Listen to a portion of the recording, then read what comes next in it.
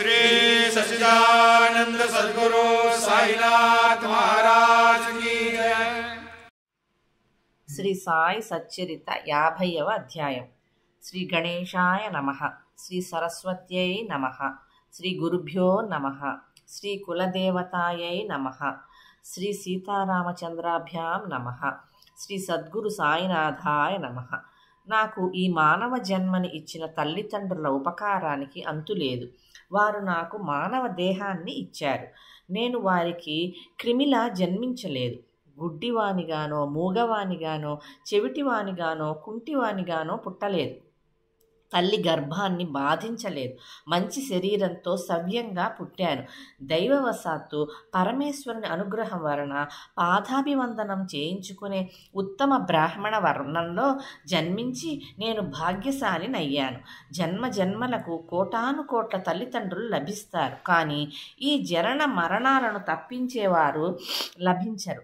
జన్మనిచ్చిన వారు తండ్రి, రెండవ తండ్రి ఉపనయనం చేసేవారు, మూడవ వారు అన్నప్రదానంతో పోషించేవారు, నాలుగవ వారు భవభయాన్ని తొలగించేవారు. ప్రపంచంలో వీరంతా సమానం. కానీ కరుణాళు అయిన సద్గురువు వంటి నిజమైన తండ్రి వేరే ఎవరూ ఉండరు. విశేషమైన వారి చాతుర్యాన్ని వినండి. తల్లి గర్భంలో వీర్యాన్ని నిక్షేపించి యోని ద్వారా జన్మను ప్రసాదించిన వారు కేవలం లౌకిక తండ్రి. సద్గురువు అలౌకికమైన తండ్రి. వారు వీర్యాన్ని ఒక్క కణమైనా వెచ్చించకుండా, నీచమైన యోని లేకుండా పుత్రునికి జన్మనిచ్చి పూర్తి అనుగ్రహాన్ని కలుగజేస్తారు. జనన మరణాలను తొలగించేవారు కరుణాఘనులు, జ్ఞానప్రకాశులు. వేదాలలో గుహ్యంగా ఉన్న సత్యాన్ని, జ్ఞానాన్ని ప్రతిపాదించేవారు.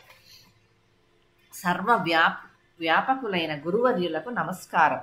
ప్రపంచంలోని అంధకారాన్ని తొలగించే భాస్కర, ఆత్మసాక్షాత్కారాన్ని ప్రసాదించే సత్పురుష శేఖర, భక్త చిత్త చకోర చంద్ర, కల్పతరువర, గురువర, మీకు నమస్కారం.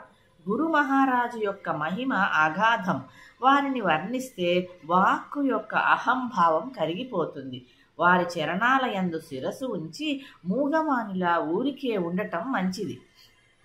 పూర్వజన్మలో అఖండ తపస్సు చేసి ఉండకపోతే తాపత్రయాలను నశింపజేసే సత్పురుషుని దర్శనం ఎవరికి సంభవం కాదు.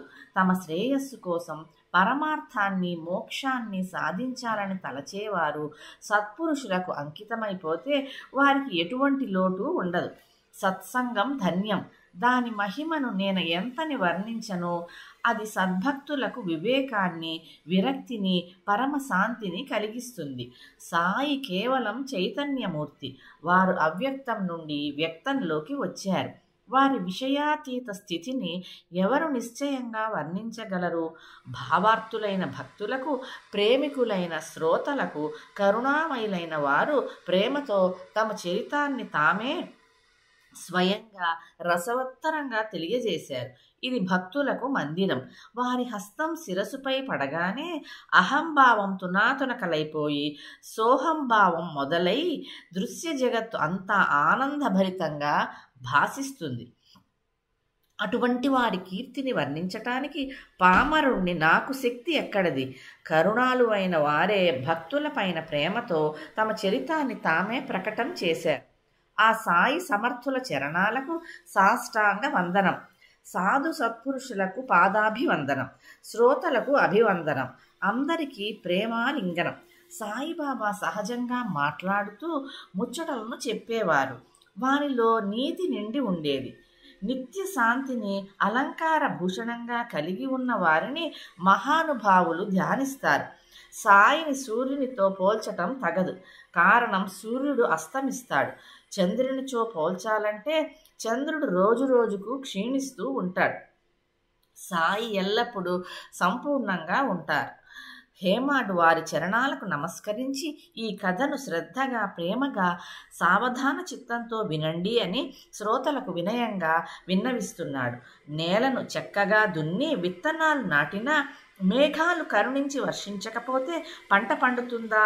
సత్పురుషుల చరితం చెవులలో పడగానే పాతకాలు నశించిపోతాయి. పైగా కథాశ్రవణంతో పుణ్యం అంకురిస్తుంది.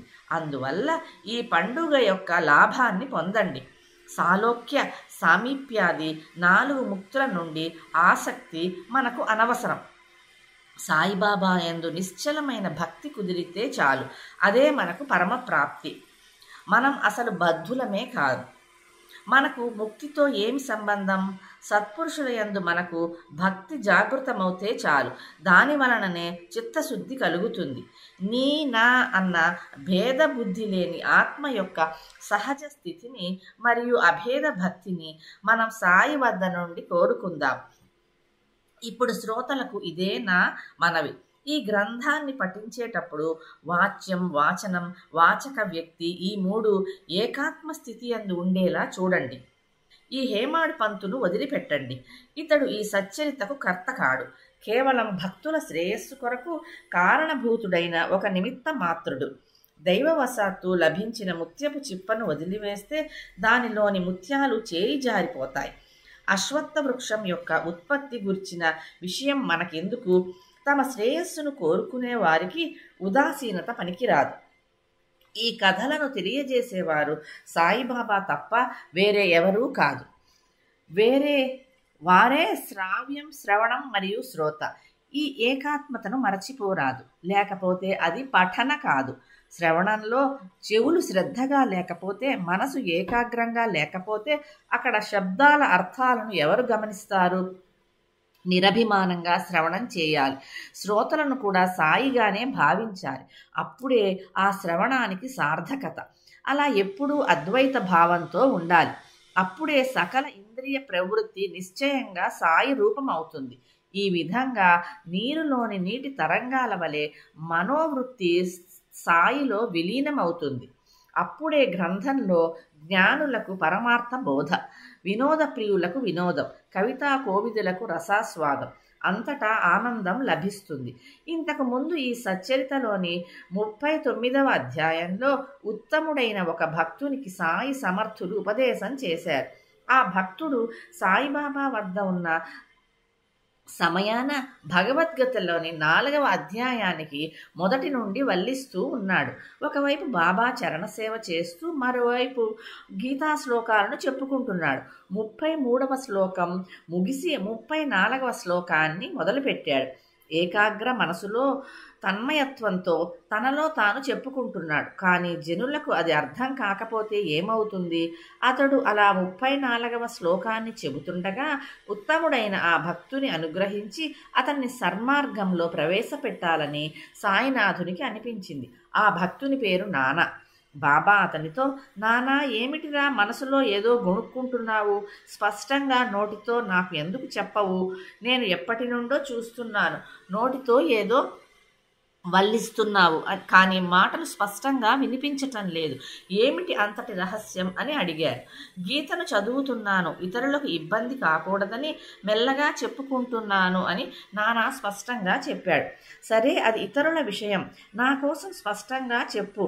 అసలు నీకేదైనా అది అర్థమైందా అని శ్రీవారు అడిగారు. అప్పుడు నానా ప్రణామం చేసి తద్విద్ధి ప్రణిపాతేనా అన్న శ్లోకాన్ని గట్టిగా వినిపించాడు. దానిని విని బాబా సంతుష్టులయ్యారు. తరువాత ఆ శ్లోకానికి అర్థం చెప్పమని అడుగగా పూర్వం ఆచార్యులు వ్యాఖ్యానించిన అర్థాన్ని నానా చక్కగా చెప్పాడు. బాబా తల ఊపాడు. మరల నానాను ఉపేద్యక్షంతితే జ్ఞానం అన్న తృతీయ చరణాన్ని బాగా మననం చేసి చూడు. అందులోని తే అక్షరం తరువాత అకారం అర్థాన్ని తెలిపే అవగ్రహ గుర్తును ఉంచటం వలన అజ్ఞాన పదంతో విరుద్ధ అర్థం వస్తుందా చూడు. శంకరానందులు, జ్ఞానేశ్వర్, ఆనందగిరి మరియు శ్రీధర స్వామి, మధుసూదనాది భాష్యకారులు జ్ఞానపరంగా చెప్పిన అర్థం అందరూ గౌరవించినది నాకు కూడా తెలుసు. కానీ అవగ్రహాన్ని ఉంచటం వలన వచ్చే విశేష అర్థాన్ని తెలిసి కూడా వ్యర్థంగా కోల్పోవటం ఎందుకు అని చెప్పి సాయి కరుణామయులు చాతక పక్షుల వంటి భక్తుల కోసం కురిపించిన బోధామృతాన్ని ఇదివరకే వర్ణించడమైనది. కానీ సాయి లీల మాసపత్రిక పాఠకులకు ఈ అర్థం సమంజసంగా లేదు.